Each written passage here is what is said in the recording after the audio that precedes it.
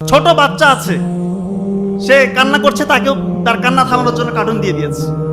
আর যে মুরব্বীরা একটু হয়তোবা শাসন করবে, এই যে ভুলটা চলতেছে পরিবারে, একটু দেখভাল করবে, একটু শাসন করে ঠিকঠাক রাস্তায় আমাদেরকে নিয়ে আসবে, সেই মুরব্বীদেরকে দেখেন দূরে কোথাও রেখে এসছে।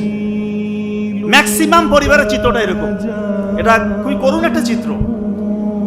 বিজ্ঞানীরা এখন বলছে যে এই যে বাচ্চাদেরকে আপনার কার্টুন দিচ্ছেন, যারা কার্টুন দেখে সেই বাচ্চাদের ব্রেন থেকে ডোপামিন নামের একটা পদার্থ রিলিজ হয়, বের হয়। এই ডোপামিন যখন তার বের হবে, ওই বাচ্চার ডোপামিন বেশি বেশি যে কাজগুলো থেকে রিলিজ হয়, ও শুধু সেই কাজগুলো করতে চাবে। এখন কোন কাজগুলো থেকে ডোপামিন বেশি বেশি রিলিজ হয়?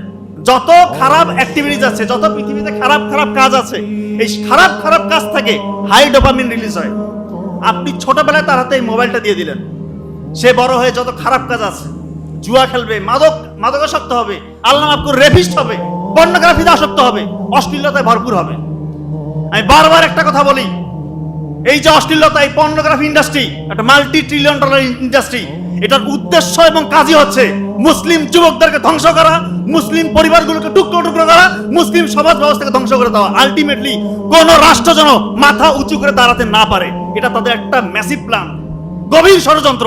এবং